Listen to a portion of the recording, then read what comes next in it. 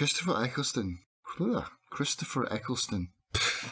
I forgot he was in this. Yeah, so did I. But you sound like you're doing acting warm-ups. Well, I am, because, man, his American accent is bad in this.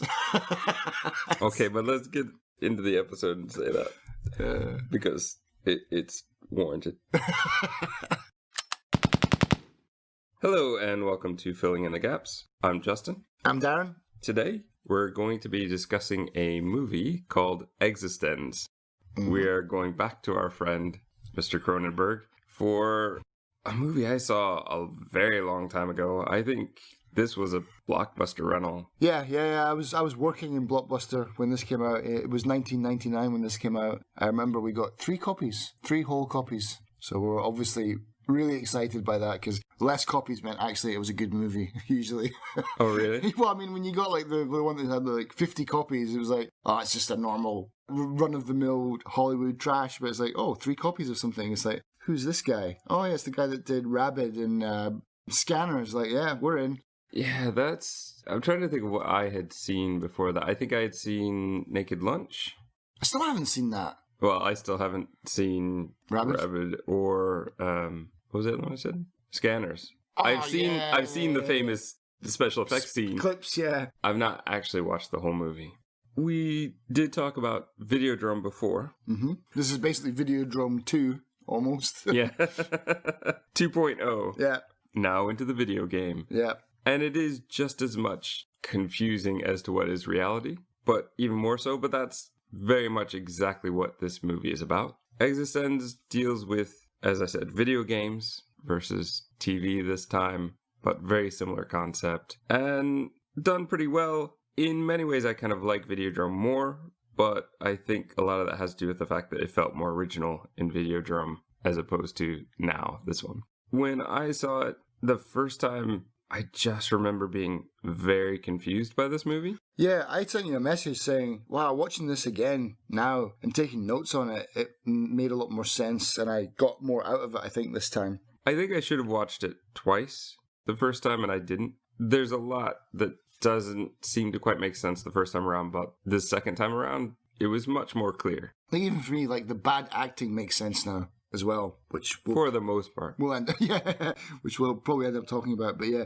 the first time I just let it wash over me, and we're all like, oh man, that was a really weird movie at the end, you know, just because we were in it just to watch a Cronenberg movie, not to pick it apart. This is back from 1999. It's roughly an hour and 37 minutes, an hour and a half, yeah, something like that. IMDb, Metacritic, about the same, 6.8 and 68. Rotten Tomatoes, the critics were about 74%, fans were about 69%. Sounds kind of fair. Mm-hmm. This is not a movie for everyone. This is also, it's not the best movie, but it is a very interesting concept. I think that it's worth checking out. Yeah, I think a lot of people probably get turned off by this because the acting is weird. And it might be purposely so, but I think so. We can't really get into that until we get into the... And not only that, people just don't like Jude Law. The cast seems to be people that people are already divided on, like people that either love Jude Law or hate Jude Law, people that love Jennifer Jason Leigh or really can't stand her, people who like Christopher Eccleston or think he's rubbish, you know, as an actor. Yeah, there already seems to be a bunch of guys in this that people would be on the fence about. So, strange choice of cast, I think, as well. Do you think so? Yeah. I think Jude Law at this point, probably the only thing I had seen him at this point was Gattaca. Right, yeah. And Jennifer Jason Leigh, probably just Fast Times, maybe a couple other things. It does feel like this was a very in-between time for her, where she was very popular when she was very young, and then there was this kind of period, and then she got more roles again as she kind of got a bit older for some reason. Right. But I think the problem for me at the time was it felt like a Blockbuster rental. It almost felt like a Blockbuster original. Do you remember those? Right, yeah. They weren't the best budget, and this one isn't very high budget. There's a lot going on, but I don't really feel like it's high budget. Do you feel that way? No, definitely not. There's a lot when it comes to the lighting and the way things look. And this is also back on a much older TV where it kind of looked even worse. I don't think that it felt as bad watching it this time. But that also might be because I knew what I was getting into this time around. But it's also 1999, so keep that in mind. But 1999 was also the year that The Matrix was released. Yeah, well, this didn't have the Matrix budget. But I mean, it's like, yeah, you can't just blame it on 1999. It's like, yeah, 1999 was pretty cool. But like, well, there was a couple of good movies came out. Well, not a couple. There was a lot of good movies came out in 99. They did not have the Matrix budget, and they did not have Keanu Reeves. Although he could have been in this. You could put almost anybody in this, and they would have a spot, I suppose. With that, though, I think it's probably time that we get into the actual movie and spoilers. I would recommend it. I would. Particularly to anyone who wants something that's a bit confusing, a bit mind-bending, and certainly anybody who's into, if you like Cronenberg movies, then this is definitely another one to check out. This says inserting weird objects into weird holes in your body, just like all the others. So, with that, if you haven't seen it, you definitely want to, but for the rest of you, here's the spoiler section. I got a lot of jokes to put in here. They're really bad jokes, so please be sure to groan. They're terrible. Yeah, sure I will. We open with Christopher Eccleston explaining how to spell eXistenZ in a church. Yeah. E, capital X, I, no, okay. We I can get see. it. I have eyes. Yeah. Yeah. I forgot Eccleston and Defoe are in this as well. It's like, I even wrote it down. It's like, wow, they're in this? Really? I don't remember. I only remember Jude Law and Jennifer Yeah, Jason me Leigh. too. I didn't remember anybody else. And when I was looking at the opening credits, which go on for like 3 minutes, I was shocked by the number of names I recognized. Yeah. His American accent is terrible. And yeah, Wait, okay, but we all know, we've talked about this before. You've watched The Leftovers. Has his American accent it has improved? Yes, definitely has improved. But it's the same accent, but just a little bit better in The Leftovers. Not much. But yeah, I was thinking about that as well. I was like, why are they having it looks like an AA meeting in a church, but it kind of makes sense as to why they have it in there. By the time you finish watching it, you're like, oh, okay, that makes sense. This is a game test enclave where they are getting a sneak peek into eXistenZ, the new game by Allegra Geller, played by Jennifer Jason Leigh. They refer to her as a GamePod goddess. Yeah, and hence the church, because like they're worshipping technology, I guess. Jude Law is sort of running security. He has a wand where he can check the ID, but then we find out later he's just a PR guy. He's not even really a security guard, so we have no idea why he's there. There are, it's a room full of people, but only 12 people can plug in at one time, where they sit around in a semicircle, so I guess the other people can watch, but they're not really watching anything. There's no screen. Yeah. There's no anything, so that part feels a bit weird. They all plug in from one game pod, and I think we need to discuss the game pod. The game pod is a fleshy, lumpy mass. A two-headed amphibian. That's what they say in the thing. It's the nervous system of a two-headed amphibian with, what was it they said exactly? It was with foreign or exotic DNA inserted. It's an absolute mumbo-jumbo, just like cobbled together idea. As you look at it, it's a weird fleshy lump with... I mean, it does look like a weird N64 flesh controller. It's almost the same shape. It's got like 3 bits to it. I only had 2 bits to it. Anyway, it doesn't matter. It moves, it wriggles, it groans, it makes noises. Yeah, it's weird. Sometimes it lights up. Yeah, this is Cronenberg. Yep. Welcome to the movie.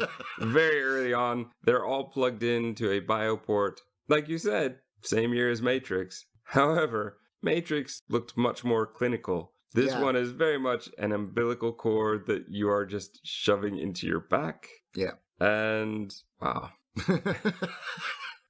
There's a lot that could be said here, but I'm not sure there's a lot that I want to say here. It's weird.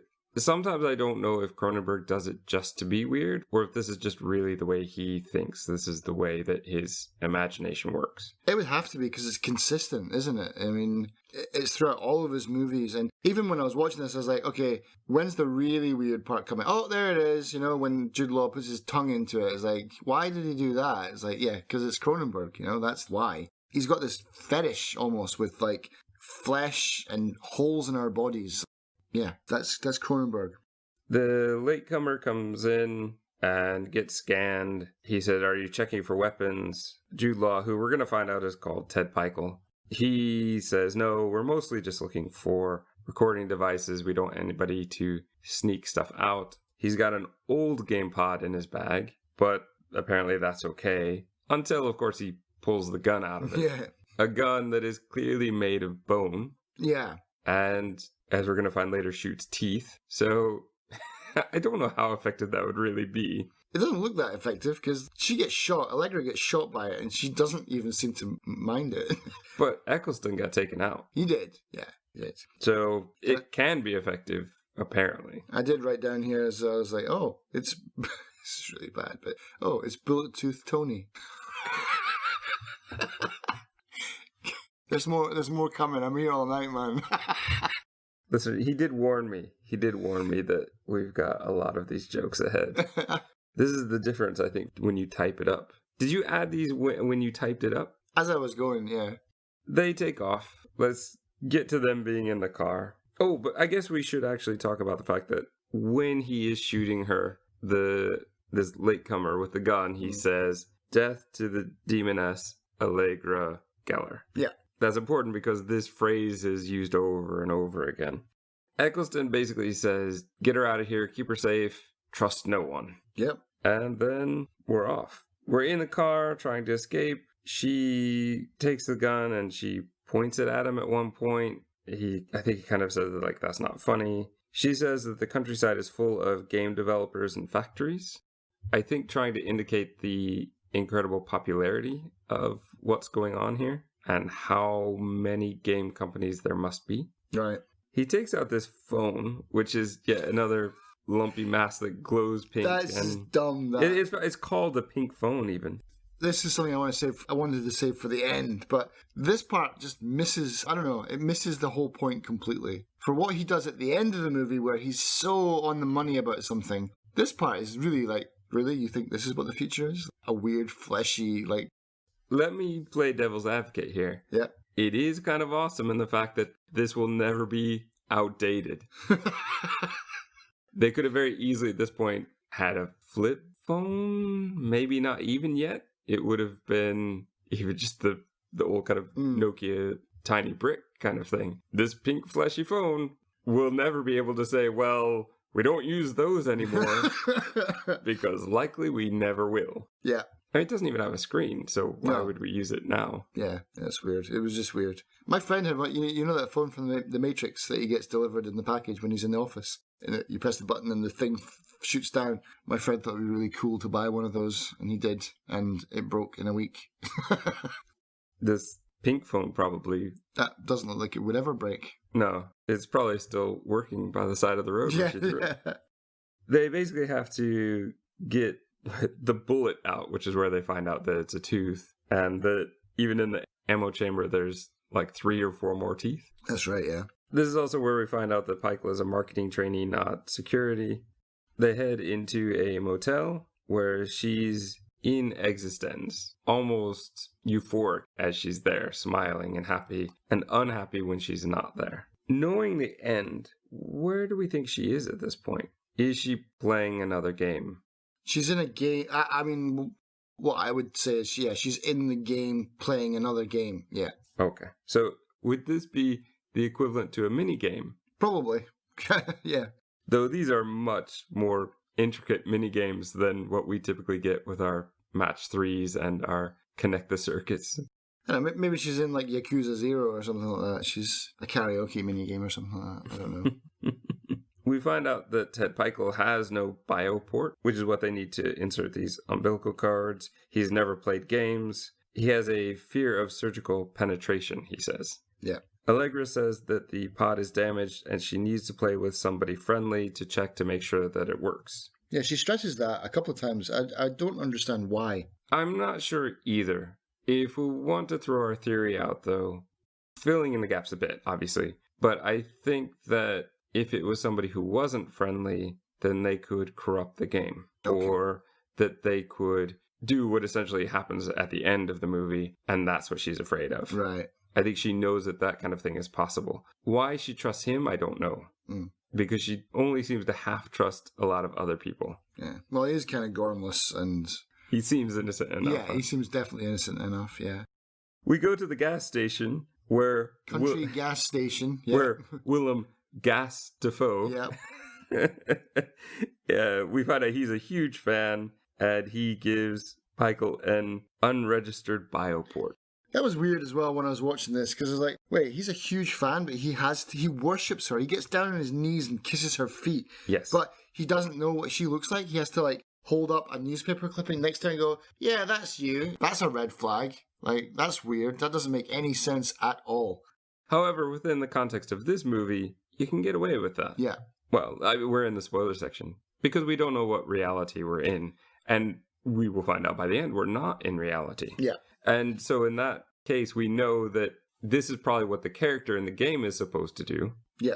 And that helps to match it up and help the player to understand what's going on. Which leads into something I want to talk about, but we need to get to the point where he gives Michael all the bioport, and then this is where I got a bit confused. If Gas is such this fan, and he's kissing her feet, yep, why doesn't she want to play with him? Right. Instead of this guy who's never played before, who doesn't know what he's doing, why does she trust him more than this guy who clearly worships her? Obviously, from what happens, that's the right decision, I guess. But yeah, how do we know? Yeah. It just seemed a bit weird. Yeah. Like, she seems dead set on getting Michael into the game when there seem to be so many other better candidates out there. Sure. Yeah, I like this bit because this bit was kind of cute in a sense when she's like saying, she's talking about her pod and she's like, this cost $38 million to develop, and I was like, I just wrote down that's really cute. A whole $38 million. It costs more to make GTA 5. Like, you did not see the price increase in the future of what video games actually do cost nowadays. Maybe she's an indie dev.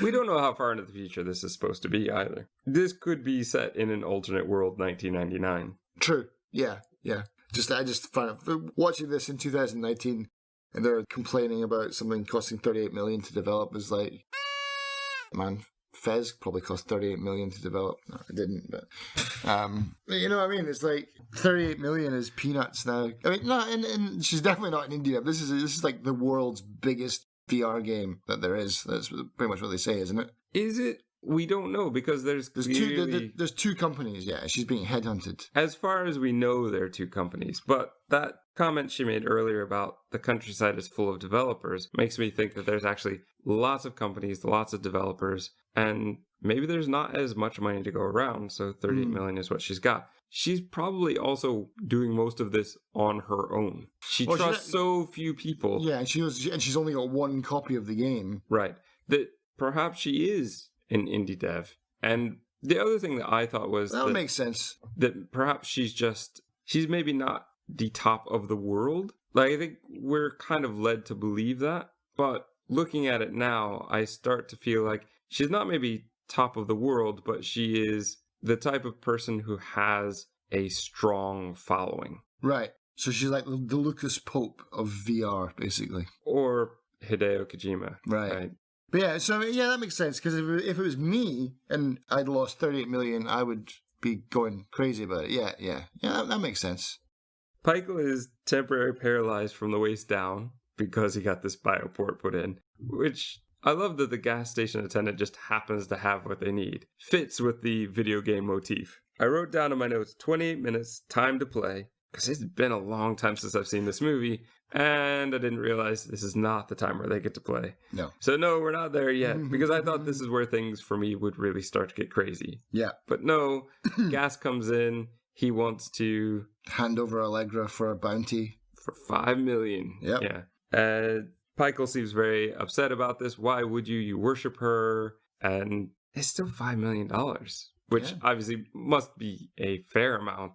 Well, I mean, if the game costs 38, that's a good chunk. It seems a bit weird that he would turn on her, but if we look at this as a game, the player wants to turn on her. The player wants to do something more. Right. the player is given a choice? Do you think that that's I valid? think so. I mean, the thing is, as we're going through this, I've not really been talking about like, oh, this is because it's because of this, and this is because of this kind of thing. But we probably should talk about that. Like, why? The thing is, like, I would love to save all that for the ending, but then basically I'm just spitting out a bunch of facts until then. And I think we should probably be talking about those things as we go through because they are recurring, which makes me more inclined to believe that they are done on purpose as opposed to incidental. Yeah, so it's like, for example, going all the way back, rewind, to Christopher Eccleston's bad accent, and everyone's bad accent and weird acting in this. It's like, because I think, it's a take on video game voicing, isn't it? In a sense, it's like weird, if you're going to like, quote Kojima, then like, weird Metal Gear Solid kind of acting, like just really weird lines and stuff. Well, even at the end, Ian Holm is complaining about his accent. Yeah. Saying, oh, that accent was terrible. I can barely understand myself.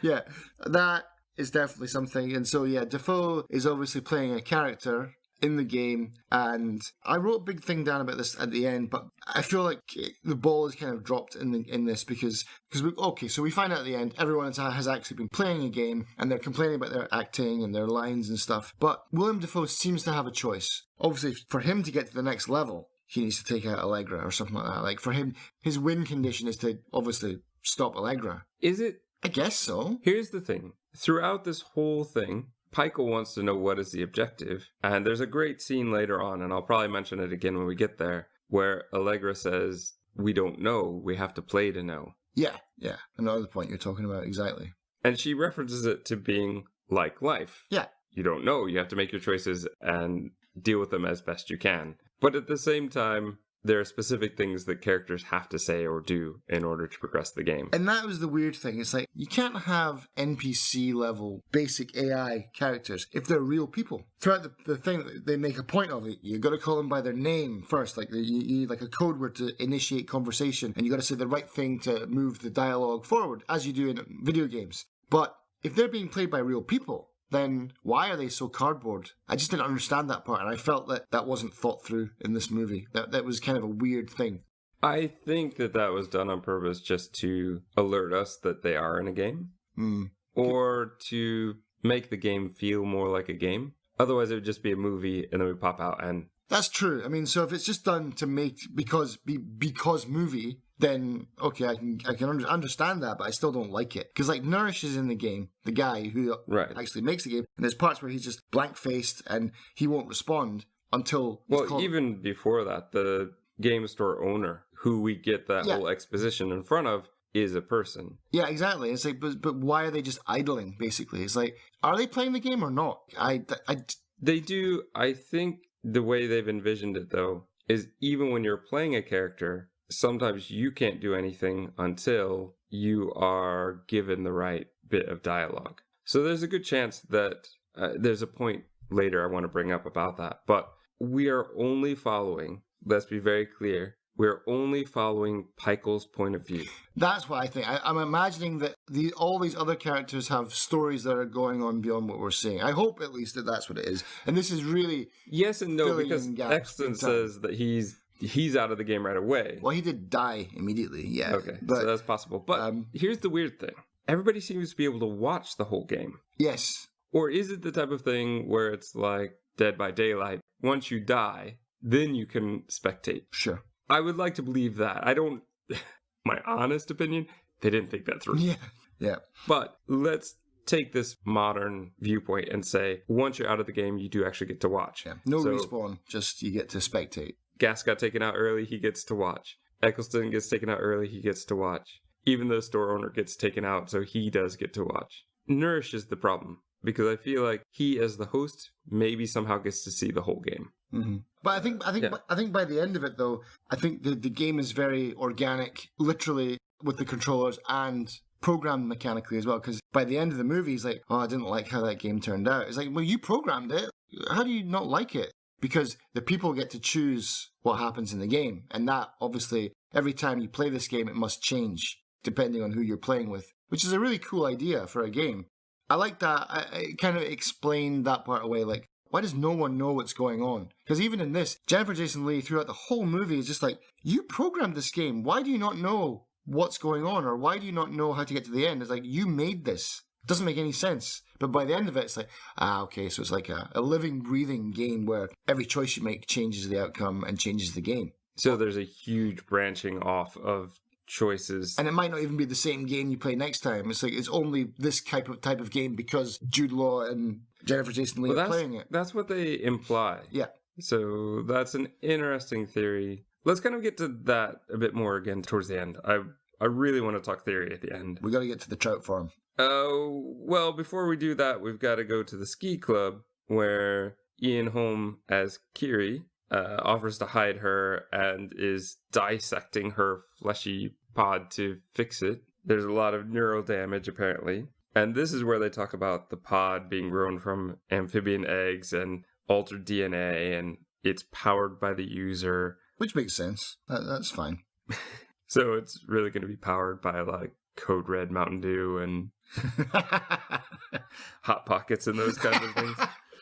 It's time to put in a new port so that Pyko can now play. Again, my question, if she trusts Kiri so much, why didn't she play with him? Yeah. It seems a much more logical choice, but we don't get that. So now, 40 minutes in, now it's time to finally play, and we get in. Immediately, Allegra has different hair and clothes, but Ted Pyko is the same. He's wearing like the same fleece jacket, everything. He's totally enamored with how smooth the transition was and how real it feels, but it's a really awkward world that doesn't feel real. This game shop is totally weird. The floor is just littered with purple and white paper or cards or something he's shuffling through. It's like shredded paper, yeah.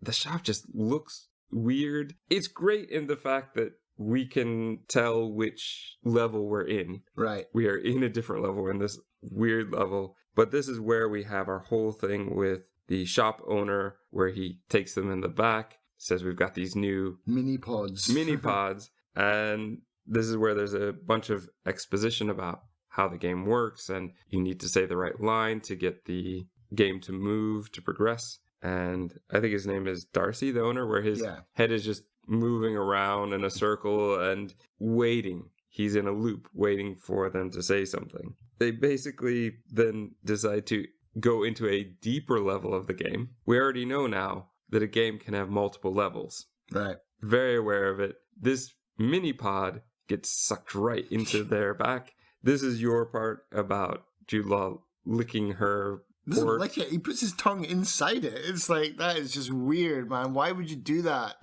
Because it's what his character would do. Yeah, well, that's true. At least that's the explanation he gives. Yeah. So we're now at the trout farm. Pyko is holding like a dead frog creature. Yep. There are conveyor belts going around. He looks at his ID tag. He's now Larry Ashen, I think. We're on some sort of weird, disgusting game pod factory. This really reminded me of Edith Finch, but you haven't played it yet. So there's a bit in Edith Finch where you're working in like a salmon factory, and there's no spoilers. It's just one of the levels. I'm not going to tell you what happens, but yeah, it was just like, wow, this is really very Edith Finch. But yeah, this is where we meet Nourish for the first time, I think. Yes. Yeah. He's essentially a co-worker. He's also cutting up things. Yeah. Pyko lets his character take over, which was something that he found very schizophrenic before, kind of disorienting, but now he's starting to feel more comfortable in the game, I guess, so he's allowing it to happen. He packs up some organs in a brown paper bag, basically kind of marking it LA. He does this by letting his character take over. Yeah, I don't know why this really stuck with me, and even now today I'm remembering it. I didn't write it down, but as I watched it, I was like, that is the coolest tape dispenser ever. Do you remember that? It's like, do you know what I'm talking about, yeah? Isn't it on a tuna can? Yeah. It's in one of those, like, it's not a tuna can because they're circular usually. It's in one of those, like, a square sardine can. Yeah, it's just like a sardine can. I don't know. I want one of those. I don't know why. I just really like that tape dispenser. Okay, moving on. I'll be sure to let your wife know. Yeah, Christmas is coming. So Nourish says, go to the Chinese restaurant, order the special, don't take no for an answer. Right. And this is where he goes to find Allegra, who is now, in this part of the game, Barb Brecken. Yeah. And this is where she's stuck in a loop. Yeah. And he says something, and she says the same thing twice. This alerted me even the first time they're in a game. But we know at this point they're in a game. But something about this hinted to me that they were possibly in a game already. Right. And I'm not sure exactly why it does that. I think perhaps because as a player, she should never be in a loop. This time around, I was paying even more attention and trying to decide what is the situation going on here. Is she doing that because she's just a character within this game? Or is she doing that because she's always been a character in the game? And that's kind of what I'm stuck on, is that she's always been a character in the game. Right. I never thought about it that way, actually. But I would say... That would make sense. Like, once you delve into a mini-game, let's say, then all the people playing that game are now NPCs. That would make sense to me, at least, and it would make me less upset by this loop that people get stuck in. Like, once you download together, and then once you go into your own little zone, everyone else is in their zone, and they're all heroes in their own games, but their personalities have been downloaded as NPCs into your personal game, and that's why they get stuck in loops and stuff like that. That would make sense, actually. I think that's a bit me filling in the gaps. Yeah. I don't think that that's necessarily the way that it was intended, but it's in there for a reason. I mean, right. And Cronenberg made a choice. Like, okay, you have to look like you're a character stuck in a loop. Like, why? Yeah. For me, I think if I was to go from what I suspect is the intended purpose here is to show that even real people in the game are subject to the rules of the game. So even Allegra, who let's assume is a person going all the way through, that even Allegra as a person, if we assume she is a person, even she is subject to these rules of, I have to wait for a certain amount of dialogue or the certain right words to move on myself. But yet Jude Law never does. We never see that. Yeah. And that's what I think with the people playing the game, they don't ever see their waiting time. Themselves, yeah. Time doesn't have the same kind of meaning here as it does in the real world. And they do say that. They say, like, how long was I in there for? It's like 20 minutes. 20 minutes, yeah. It felt like 3 hours. Like, you could spend an entire lifetime in the machine, and you could live several lifetimes in there, basically, is what they say at the end. Which I think is an interesting concept. Very Black Mirror? Yeah. So I think that's why it's there. But it does pose all these different questions of if she's not real or if she's playing that way, what way is it supposed to be intended? Right. And this moment is one of the most interesting for me moments in the whole movie because this totally, the first time, totally took me by surprise. And I was not expecting. We go to the Chinese restaurant. The special is only for special occasions. Oh, well, it's her birthday. Okay, then specials for everyone. And then everyone the whole table takes off. So, clearly not special. Or too special. Everyone who leaves, though, I suspect actual NPCs. Yeah, because I don't recognize any of them from the end part. Yeah. So that's very interesting. NPCs do exist, proper NPCs, but they're gone. Yeah, because even the Chinese guys that are smoking the cigarettes playing the card game, they just look at him after he does what he does, and then there's whatever, go back to playing cards again. So yeah, there's definite NPCs in the game for sure. But this is also where Pikel wants to pause the game. In the game, he has to scream. Yeah. That was just weird as well. It's like, I hope that's not how you actually have to pause in this game. Yeah. He basically is complaining he feels disconnected, even when he's out into what we're supposed to believe is the real world. He says nothing feels real. Allegra's excited by that and says, well, good, you're in the game. You're hooked now. You want to come back. Basically, she makes out with him. Or this is where they start kissing. Yeah. Well, it's not the first time. They did that in the back of the shop because that's what their characters would do. Yeah. But this just feels like a Cronenberg moment, right? Yeah, because even here, we're led to believe that this is the real world. And even I wrote down, like, why would she just kiss him like that? She doesn't even know who he is. It doesn't make sense. But again, it does make sense by the end. Yeah, so they go back to the Chinese restaurant. And I wrote down, man, you do not want to be eating dinner when you're watching this movie. Unless you really like awkward seafood platters. This creature we've seen multiple times, this two-headed creature. For me, this was also, especially this time around, was a real indicator, oh yeah, they're in a game because of this weird creature. She saw it when they were at the gas station. She was kind of wandering off and admiring the world. And that made me think, like, okay, even the first time I watched this, that made me think, like, okay, this can't be real, because she's like throwing the stone at the thing, she's listening to the sound, she's got this look of wonder on her face, like, wow, this looks really real. And yeah, a two-headed weird amphibian creature walks along, and it's like, okay, we're not in the real world at this point. I can't believe it. I didn't get that the first time around, but this time around, definitely when she started walking off, I went, okay, they're already even this early on trying to say that. Right. I didn't get that the first time. This time, though, yeah, I was very aware of that. But this two-headed creature made me go, there's something a bit... Well, already the fleshy pods was one thing, but this creature was something else. Right. And now, here it is in the dish. But I don't think he has to eat that one. He has to eat everything else in it and start pulling out the very familiar pieces of the gun. It's very obvious right away what he's pulling out and what he's doing. I love this scene, even though it's pretty disgusting. I don't know why, but I love this scene. Like, just the way he gets into everything, and he's just like, and she's like gagging at looking at him, and she's like, this is horrible, but I have to do it. I really like this scene. It's like Jude Law really makes a meal of it.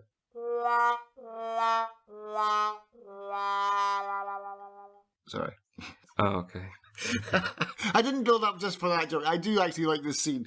But yeah, like you said, we know exactly what he's doing. As soon as he pulls out that first bone, you're like, oh, okay, this is him. He's going to do one of those bone gun tricks. All right, awesome. And then he even pulls out like a bridge from his mouth of his own teeth. Which she asks, do you have one in real life? He goes, no, nope. I have perfect teeth. Yeah. I really like this disgusting scene. It was pretty awesome. He points the gun to her head, says death to the demoness. She says, stop joking, points the gun somewhere else. Things go kind of crazy at this point. He shoots the waiter in the face twice. Yeah. Messes up his ear the first time. The gun gets chopped from the giant cleaver that the waiter has in his pants. Yeah, it's tucked into his belt kind of thing. And because of that, I think that's his downfall, because then all the ammo seems to fly out. Yeah.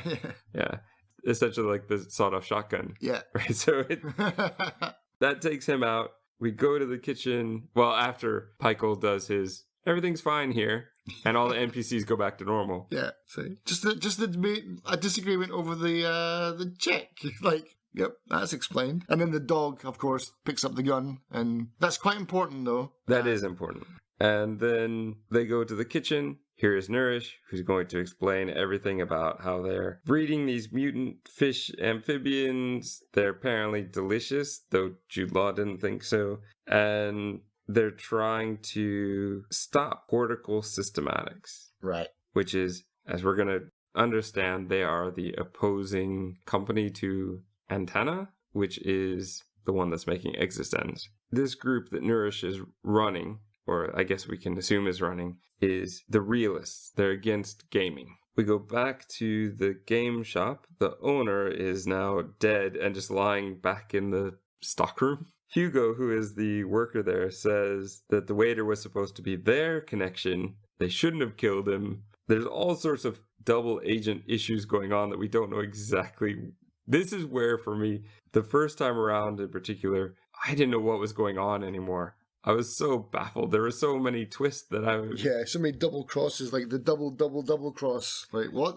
Who's... What? Which they reference at the end. This character actually references at the end. That end part was very confusing. There's just so much going on. He says that Nourish is a double agent for Cortical. So he's not actually for the realists. He's actually working for Cortical. We go back to the factory. We see the diseased-looking pod. And it's my understanding that what they want to do at this point to win the game is to have Allegra plug in, get the virus, and then start plugging herself into other game pods, which will spread the virus. This doesn't happen because Nourish comes in with a flamethrower. He burns everything. Well, he burns the pod, which casts these black spores on everything. Which was really hilarious. The acting in that part, I was like, wow, amazing acting. Like, he's like, no. Spores. Deadly spores.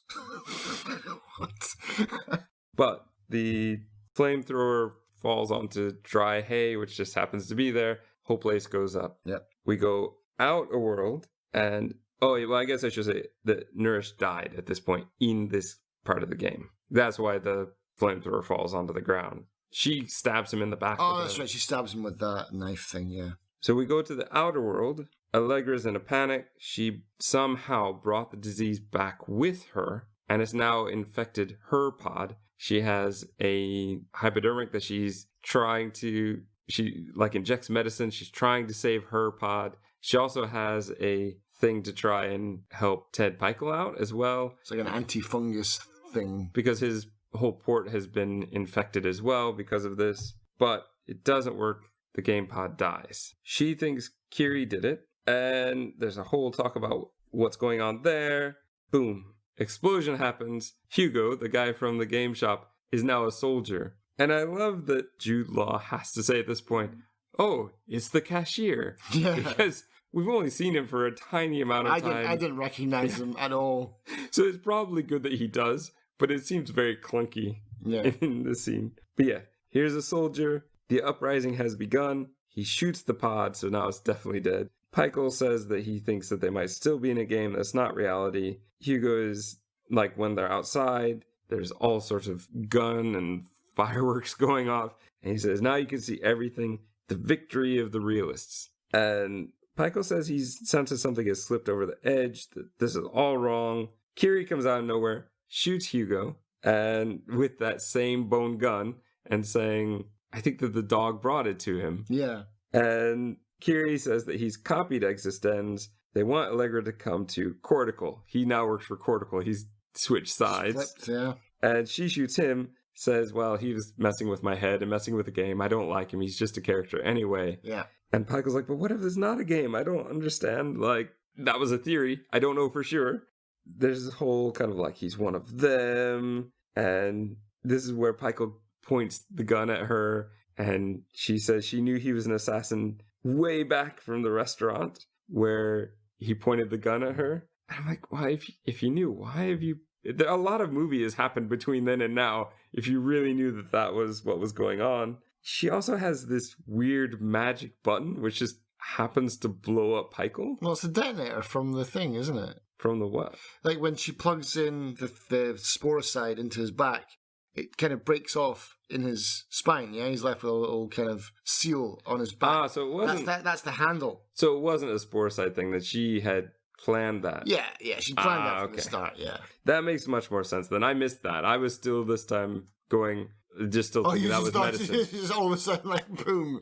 Well, yeah, I thought, did the gun backfire in some way? I didn't quite get that. But now that you said that, that makes complete sense. Now that's a much more logical thing. So then she did know, why did she take so long to... And why did she make out with him as well in the meantime? Like, okay, movie. All right, but yeah, there we go. So he's dead. She asks the world if she won. As she's turning around, you get some cuts where now suddenly she has a purple thing on her head. She has a purple thing on her wrist. Yeah. We're now out into the church. And more, as soon as you saw that, it's like, oh, it's like more kind of what we would recognize as VR tech. It's like, oh, what's going on here? Yeah. We're getting closer and closer, yeah. They have a debrief about the game. This is where they start talking about, oh, my accent was bad. Yeah. EXistenZ's like, well, it wasn't much fun for me. I was out within like 5 seconds. I didn't really feel like I had much of a character. This is where we really start. I think before we jump into super theory, real quick, the ending is pretty brilliant. We've known the whole time, like twice before, a dog has dealt with guns. Yeah. He's got his dog there. Remove this secret coat. There are 2 guns in there. We're going to take out Nourish and Sarah Polly. Except now, instead of death to the demoness, death to the demon. Yeah. And the company is now no longer Antenna. It's Pilgrimage. Yeah. And it's not eXistenZ, it's now, what is it? Transcendence. Transcendence, that's right. But also with weird capital letters, capital C, capital Z. And at the very end, they ask, are we still in the game? Well, the Chinese waiter does. Yes. Yeah. Just as well, he's likely about to die.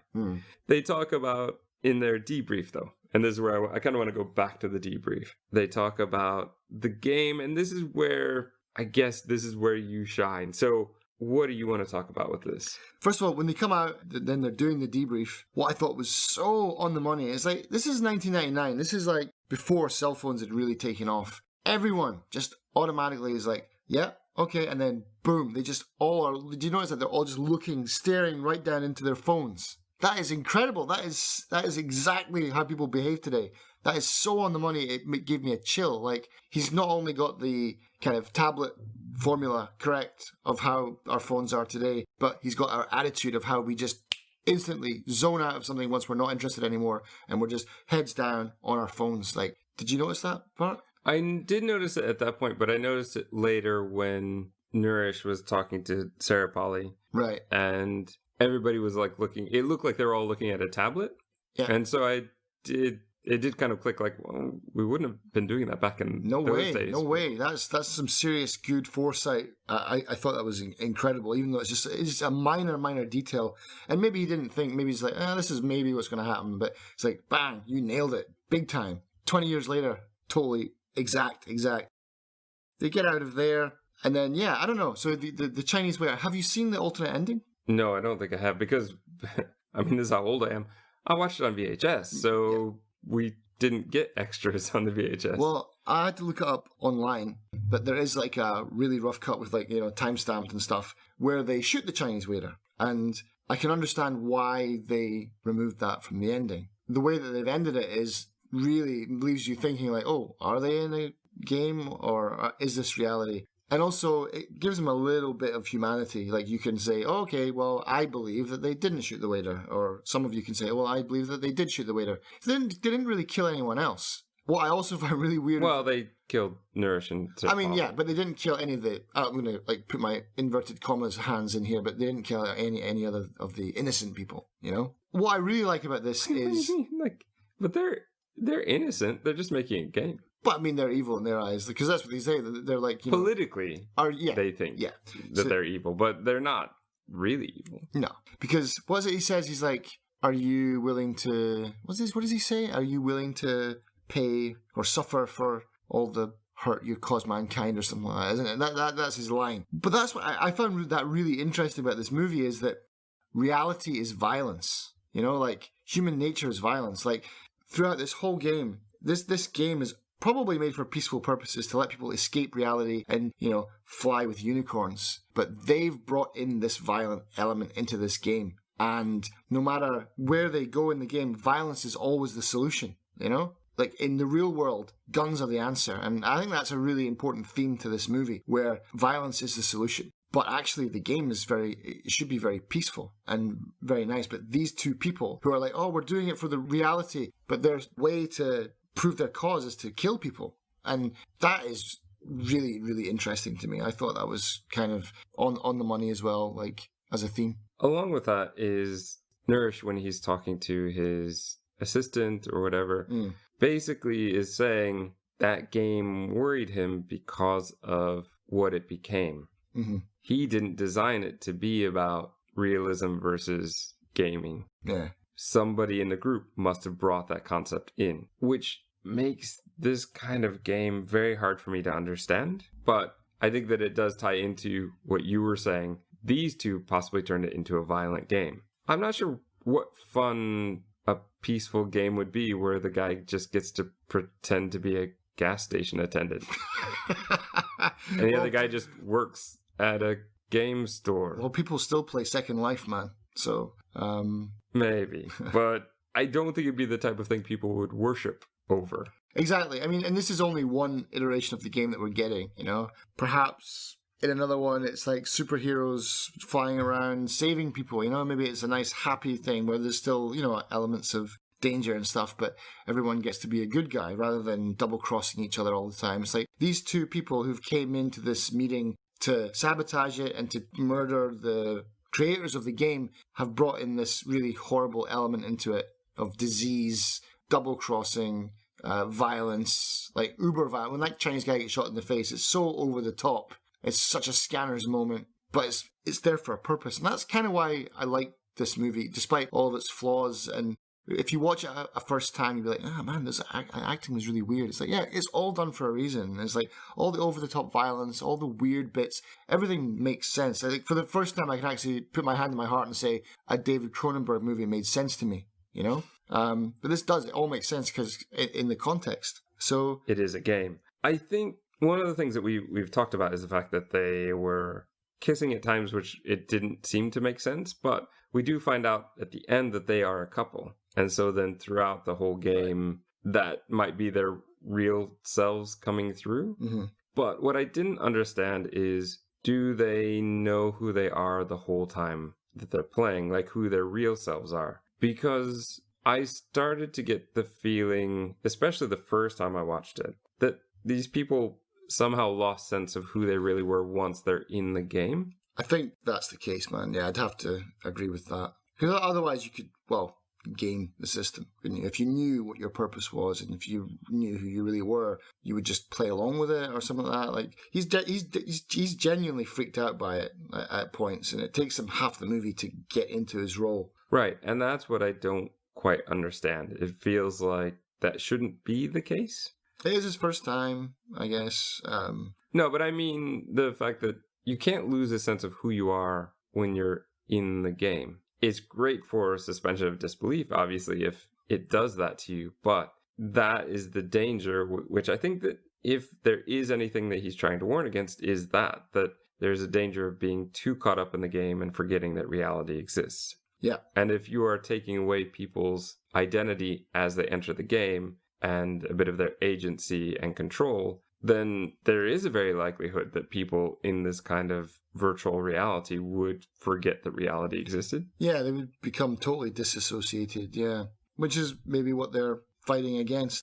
And that's the thing, we don't really get to see the bigger picture. We don't get to see the effect that this has caused on humanity. We do get to see it in Videodrome, though, and this is basically Videodrome Part 2, more or less, to me anyway. So it's like, if he's following that theme, if maybe this is the Videodrome universe, man, who knows? And if that's the case, then, and they've moved on from television, then yeah, I could see why people would be against that and would want to take it down. This is again tying the church into, they go to the church to be in the game. In Videodrome, they went to the church as a kind of shelter to watch TV. Mm-hmm. So yeah, I think the two movies are very linked. Probably done on purpose. It's not Videodrome 2, but I wouldn't be surprised if it's set in the same kind of universe and it's just a continuation of that. Because what was Videodrome? 83? And this is, 15 years later then? Something like that? 17 years later?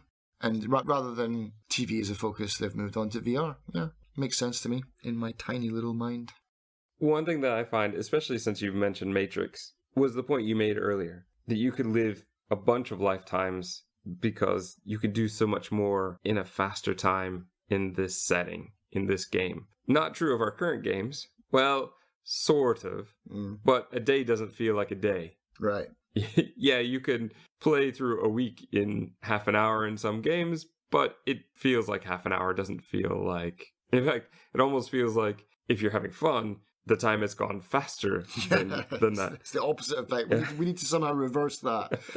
But I think it's a very interesting concept that this is done here, and also in Matrix, the idea that you can live more time virtually and faster than you could out here in the physical fleshy world. Mm-hmm.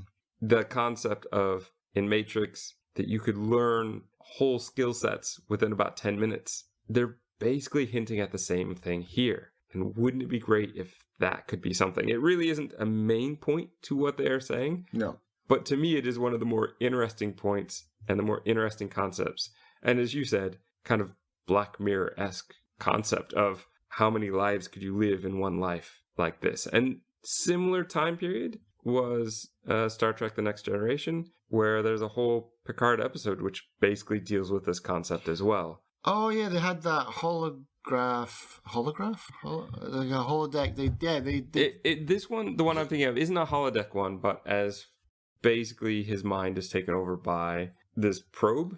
Okay. Because I remember an episode where Picard, they go back to like 1950s gangsters style, and Picard's in his like suit. Do you know what I'm talking about? Yeah. He did the whole. There was a character he played constantly as some sort of noir thing. That's not what I'm talking about. Okay. There's a whole episode where he basically has a whole nother life. Okay.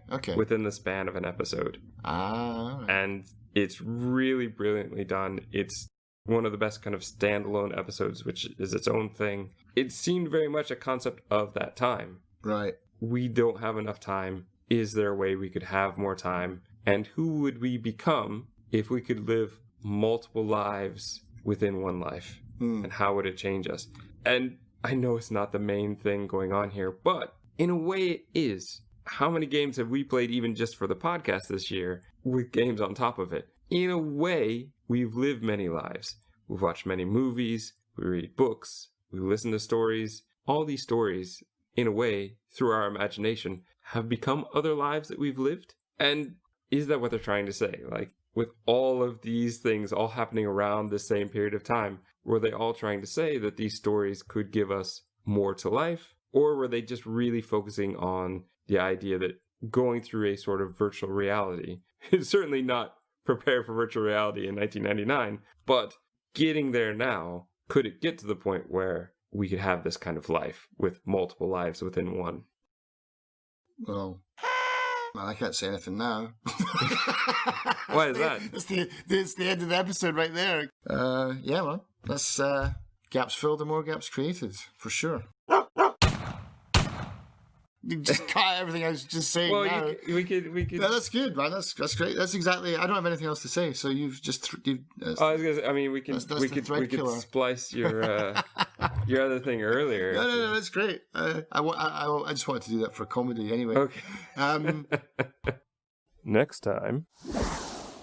Today we're going to discuss a puzzle game called Safecracker: The Ultimate Puzzle Adventure. Oh, this one has no time limit. This one has no time limit, but the original was like, you got to beat it in 12 hours or it resets, which I don't know how that went down. Because we've been talking about doing this for years. This was one of the first games on our list back before we even began. Yeah. I find the Steam forums are great, but searching through the Steam forums is not great. Right, yeah.